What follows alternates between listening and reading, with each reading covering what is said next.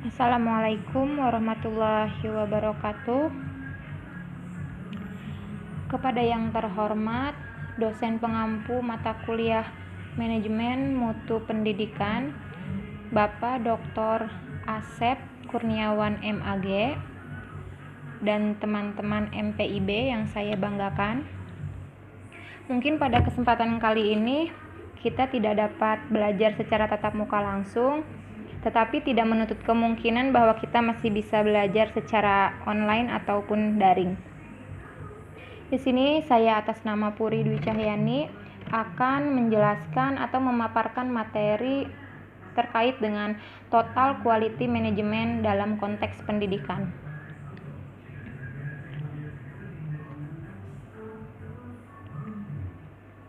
Yang pertama, kita membahas pendahuluan terlebih dahulu.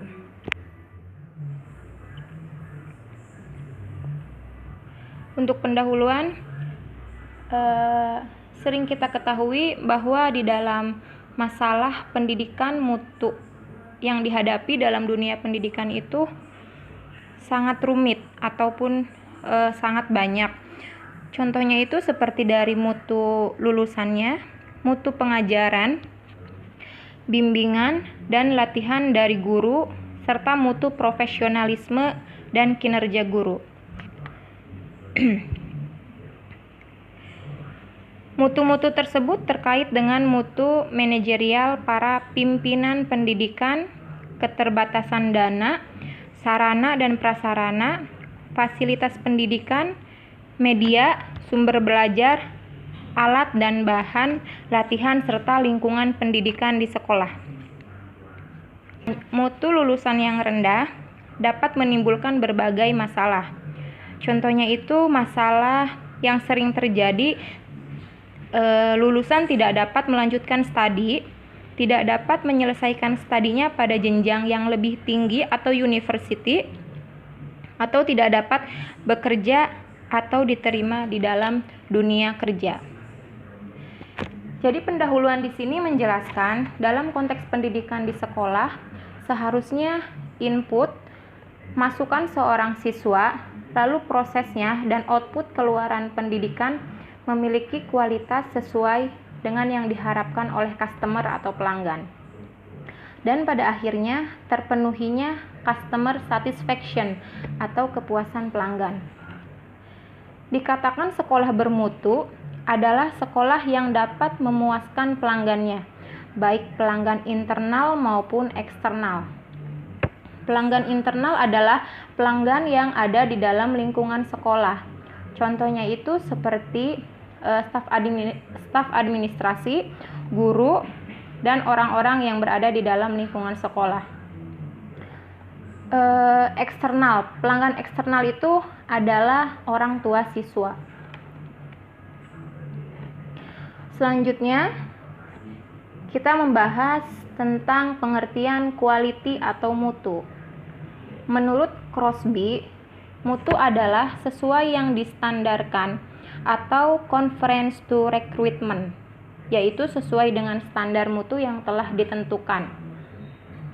Standar mutu yang telah ditentukan itu mengikuti mutu yang telah ditentukan oleh pemerintah ataupun prosedur yang telah ditetapkan oleh sekolah, baik inputnya, prosesnya, maupun outputnya. Oleh karena itu, mutu pendidikan yang diselenggarakan sekolah dituntut untuk memiliki baku standar mutu pendidikan. Di sini dijelaskan ada konsep Deming.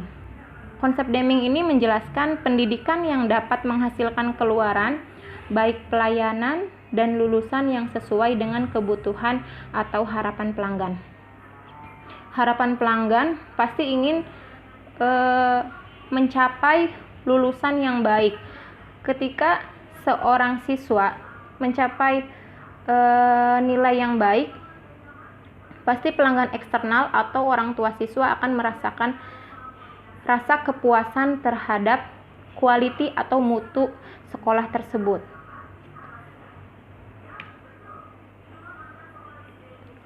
Selanjutnya ada pengertian total quality management. Menurut Mudafir Ilyas,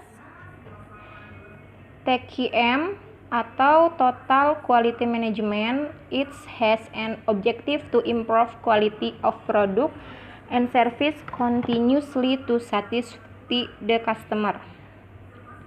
Atau TQM adalah sebuah tujuan atau sasaran untuk meningkatkan produk dan pelayanan secara terus-menerus untuk kepuasan pelanggan.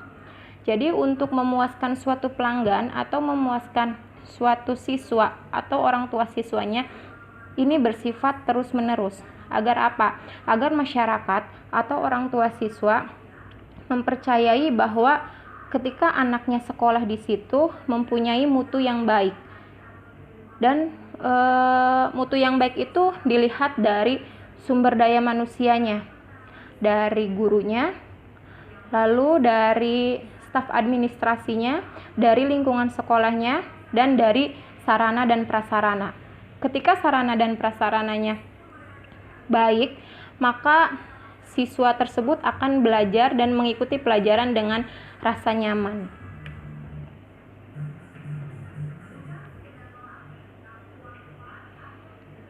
Di sini ada faktor pendukung untuk mencapai kepuasan pelanggan. Ada 4 poin. Poin yang pertama itu faktor pendukungnya adalah kepala sekolah atau pimpinan sekolah. Yang kedua ada guru, yang ketiga ada staf administrasi, dan yang keempat ada murid. Kenapa kepala sekolah menjadi faktor pendukung? Karena kepala sekolah adalah faktor utama untuk mencapai kepuasan pelanggan. Kepala sekolah adalah manajer yang ada di dalam sekolah, dan guru sebagai orang tua siswa di sekolah yang memberikan pelajaran terhadap siswanya. Selain memberikan pelajaran, mungkin guru bisa membentuk karakter seorang peserta didik dengan baik. Ketika guru memberikan pelajaran yang baik dan guru memberikan empati atau perhatian terhadap siswanya, siswa itu akan menjadi puas terhadap apa yang diberikan seorang guru itu. Yang ketiga ada staf administrasi. Untuk staf administrasi di sekolah itu adalah staf tata usaha. Nah, untuk staf tata usaha itu memberikan pelayanan terhadap siswa yang ada di sekolah. Dan yang terakhir ada murid. Nah, untuk peningkatan mutu SDM dalam konteks pendidikan ada 7 poin. Poin yang pertama itu ada peningkatan pendidikan. Untuk peningkatan pendidikan, di sini dijelaskan bahwa sumber daya manusia atau SDM bisa melakukan suatu upaya mengembangkan kemampuan, sikap yang berakhlak di segala bidang untuk keberhasilan meningkatkan mutu kualitas SDM-nya itu tersendiri. Dan yang kedua, untuk meningkatkan mutu kita bisa mengikuti diklat. Diklat itu adalah pelatihan dalam rangka mengembangkan kompetensi sumber daya manusia. Dan yang ketiga, mengikuti seminar. Seminar ini adalah pengajaran atau pembelajaran secara akademis guna memperluas pengetahuan ataupun wawasan kita. Yang keempat, lokakarya. Lokakarya itu adalah suatu perkumpulan orang untuk memecahkan suatu masalah yang dihadapi serta kita cari solusinya. Nah, yang kita ketahui bahwa di dalam dunia pendidikan itu banyak sekali masalah yang muncul. Dari sini kita bisa mengikuti lokakarya atau perkumpulan orang untuk mencari solusinya itu bagaimana. Solusi dari masalah yang sedang dihadapi di dunia pendidikan sekarang ini. Yang kelima, diskusi. Kita bisa diskusi antar sesama teman, antar sesama guru, atau yang lainnya. Lalu yang keenam, membaca buku sumber. Bahwa yang kita ketahui ketika kita lebih banyak membaca, maka ilmu yang kita dapat akan lebih banyak lagi. Karena buku adalah sumber utama yang didapat dari ilmu. Selanjutnya yang terakhir adalah jurnal. Untuk meningkatkan mutu SDM bisa dari jurnal. Selanjutnya ada pendekatan total quality management menurut Muklas Samani tahun 1999 halaman 25.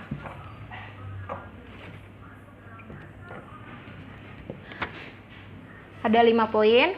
Poin yang pertama itu ada siswa. Siswa mencakup tentang kesiapan dan motivasi belajar. Bagaimana caranya siswa agar siap untuk belajar? Mungkin di sini bisa dari memberikan motivasi belajar. Siapa yang memberikan motivasi belajar itu? Mungkin bisa dari orang terdekatnya, orang tua dari siswa tersebut untuk memberikan dorongan agar siswa tersebut siap untuk mengikuti pembelajaran yang ada di sekolah. Selanjutnya ada guru. Kemampuan guru ini ada kemampuan profesional, kemampuan personal, dan kemampuan sosial.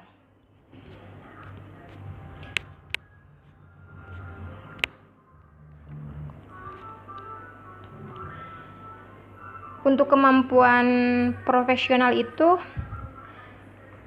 bahwa kemampuan seorang guru dalam mengelola proses belajar mengajar didukung oleh pengelolaan kelas, penguasaan materi belajar, serta strategi mengajar dan penggunaan media belajar mengajar. Nah, ketika guru itu mempunyai kemampuan yang profesional dari segi model pembelajarannya, strategi pembelajaran terhadap guru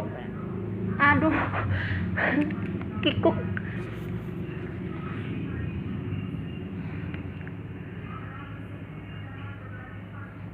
Guru harus mempunyai kemampuan profesional karena kemampuan profesional ini adalah strategi untuk siswa menjadi aktif atau paham terhadap apa yang disampaikan oleh gurunya di dalam kelas. Lalu ada kemampuan personal. Untuk kemampuan personal ini adalah kemampuan kepribadian guru. Kepribadian guru yang seperti apa? Guru itu kan adalah digugu dan ditiru. Mungkin kemampuan personal itu guru harus memberikan kepribadian yang berakhlak mulia, arif dan bijaksana terhadap peserta didik agar menjadi teladan atau contoh peserta didiknya. Lalu ada kemampuan sosial. Kalau untuk kemampuan sosial ini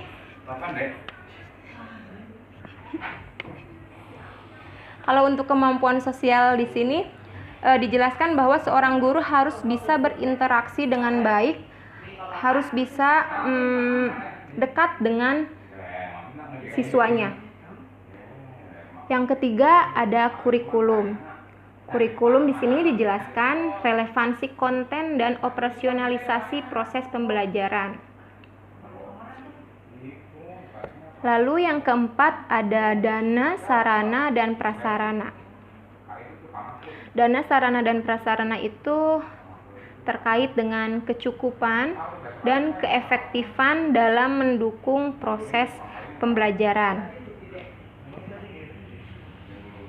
Yang kita ketahui bahwa sarana dan prasarana ini sangat mendukung sekali di dalam suatu proses pembelajaran seorang siswa. Ketika sarana dan prasarananya baik ataupun bagus, maka siswa akan merasa nyaman terhadap pembelajaran yang mereka ikuti di sekolah. Contohnya itu sarana dan prasarana kita lihat itu dari ruang kelasnya, dari kursi, bangku, papan tulis, laboratorium, perpustakaan, dan lain sebagainya. Mungkin ketika di perpustakaan banyak buku yang mereka butuhkan, semuanya komplit, seorang siswa akan merasa puas atas pelayanan yang diberikan oleh sekolah. Dan yang terakhir itu adalah masyarakat. Masyarakat adalah orang tua, pengguna lulusan, dan lembaga pendidikan. Selanjutnya ada pelanggan sekolah. Untuk pelanggan sekolah, di sini dijelaskan ada 3 poin. Poin yang pertama itu pelanggan internal. Pelanggan internal itu ada guru, pustakawan, laboran, teknisi, dan tenaga administrasi. Untuk pelanggan eksternalnya dibagi menjadi 2, ada pelanggan primer dan pelanggan sekunder. Untuk pelanggan primer adalah siswa, dan pelanggan sekunder adalah orang tua, pemerintah, dan masyarakat. Dan yang ketiga itu ada pelanggan tersier. Pelanggan tersier itu adalah pemakai atau penerima lulusan atau alumni sekolah itu tersendiri. Nah, di sini ada perbedaan tentang kepemimpinan dan manajemen dalam TQM. Bahwa kepemimpinan dan manajemen adalah salah satu kesatuan yang tidak dapat dipisahkan. Pimpinan tersendiri mempunyai arti dituntut untuk memiliki pandangan strategis atau strategic vision yang jauh ke depan dan kekuatan tekad atau strength of will. Sedangkan manajer itu sendiri memiliki arti pengetahuan intrinsik serta pertimbangan profesional judgment yang mendalam untuk menata, mengarahkan serta mengendalikan anggotanya. Oke, selanjutnya kita membahas mengenai tolak ukur keberhasilan sekolah. Sekolah bisa berhasil itu kita bisa ditolak ukurkan. Yang pertama itu ada siswa puas dengan layanan sekolah. Yang kedua, orang tua puas dengan layanan terhadap anaknya. Yang ketiga, pihak pemakai atau lulusan. Dan yang terakhir, guru dan karyawan puas dengan layanan sekolah.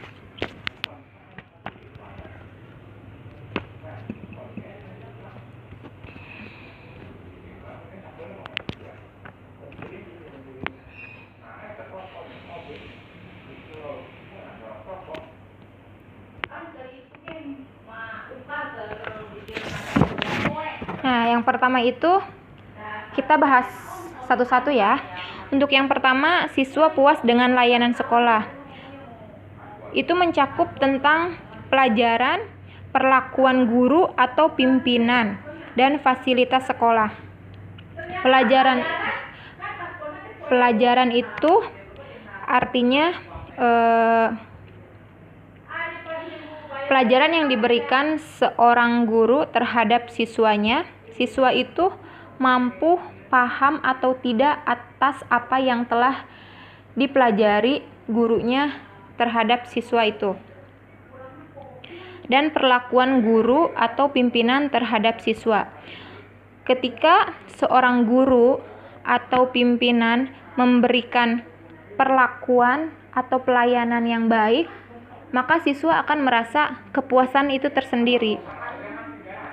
Selain itu, ada fasilitas sekolah. Yang telah saya katakan bahwa fasilitas sekolah itu bisa mencakup tentang sarana prasarana yang ada di dalam sekolah. Contohnya seperti ruang perpustakaan, ruangan kelas, laboratorium, dan lain sebagainya. Poin yang kedua, orang tua puas dengan layanan terhadap anaknya. Nah, dikatakan orang tua puas dengan layanan terhadap anaknya itu ketika anaknya berhasil atau sukses setelah dia lulus dari sekolah tersebut.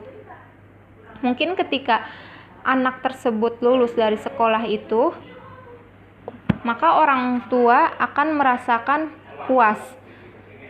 apalagi dengan hasil yang maksimal yang telah diberikan sekolah terhadap siswa tersebut. Yang ketiga itu ada pihak pemakai atau lulusan.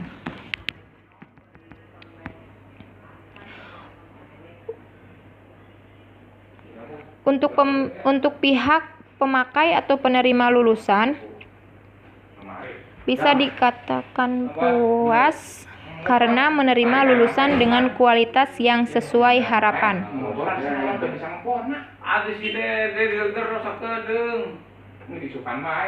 Selanjutnya, guru dan karyawan puas dengan layanan sekolah.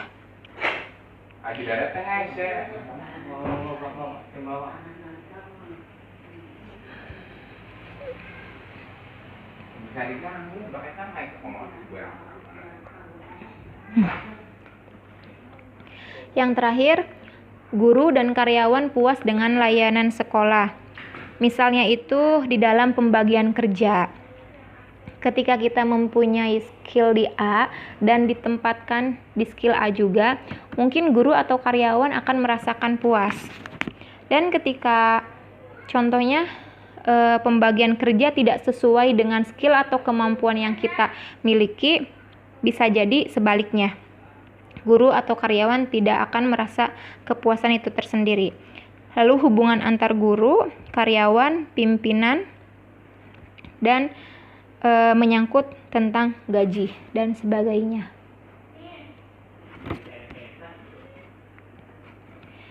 Selanjutnya, ada pelayanan yang harus diwujudkan agar pelanggan sekolah puas. Poin yang pertama kita bahas yaitu tentang kepercayaan atau reliability. Artinya, layanan sesuai dengan yang dijanjikan dalam rapat ataupun brosur yang telah dibagikan dari sekolah untuk sekolah dengan mengedepankan kejujuran, aman, tepat waktu, dan ketersediaan. Yang kedua ada keterjaminan atau assurance. Artinya sekolah mampu menjamin kualitas layanan yang diberikan, misalnya dalam aspek kompetensi guru atau staf. Dan yang ketiga ada penampilan atau tangible. Artinya bagaimana situasi sekolah tampak baik dalam hal kerapihan, kebersihan, keteraturan, dan keindahan. Lalu yang keempat itu ada perhatian atau empati.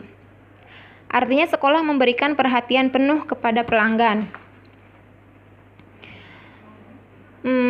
Yang kelima ada ketanggapan atau responsif. Artinya sekolah harus cepat tanggap terhadap kebutuhan pelanggan. Sekolah di sini harus bisa cepat tanggap atau responsif terhadap segala sesuatu yang dibutuhkan oleh pelanggannya.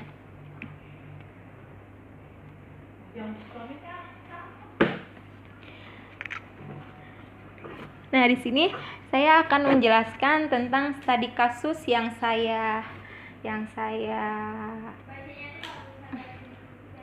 Nah, di sini saya akan menjelaskan tentang studi kasusnya. Di sini saya meriset atau meneliti di sekolah SMK Muhammadiyah Celduk. Untuk pengaplikasiannya sejauh ini yang saya lihat dari TQM atau Total Quality Management dalam pendidikannya sudah cukup baik. Kenapa bisa dikatakan sudah cukup baik? Karena saya telah melihat dan meneliti langsung, dilihat dari segi lingkungan sekolahnya, dana, sarana, prasarana, dari sumber daya manusianya, yaitu pimpinan atau kepala sekolah, guru, serta staf administrasi yang telah memberikan pelayanan yang cukup baik terhadap pelanggan internal maupun pelanggan eksternal.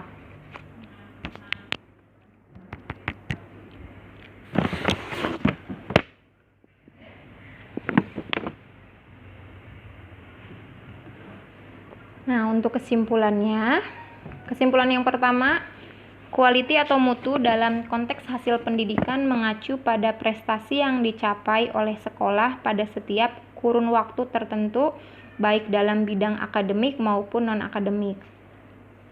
Yang kedua, total quality management merupakan suatu pendekatan mutu produk yang dihasilkan oleh sebuah lembaga organisasi untuk kepuasan pelanggan dan untuk mengatasi lingkungan yang terus berubah sehingga terus-menerus yang dilakukan oleh lembaga. Yang ketiga, aplikasi TQM dalam lembaga pendidikan Islam ini dapat mengarahkan pada keutuhan, pengembangan proses, dan pelibatan semua elemen seperti kepala sekolah, guru, pegawai, dan supplier perlu diperhatikan dengan terus berorientasi pada kualitas. Jadi kesimpulan di sini yang dapat saya simpulkan bahwa riset atau penelitian yang telah saya lakukan secara langsung, pengaplikasian TQM atau penerapan TQM di dalam sekolah yang saya teliti semuanya sudah cukup baik dilihat dari sarana prasarananya serta sumber daya manusia yang ada di sekolah tersebut.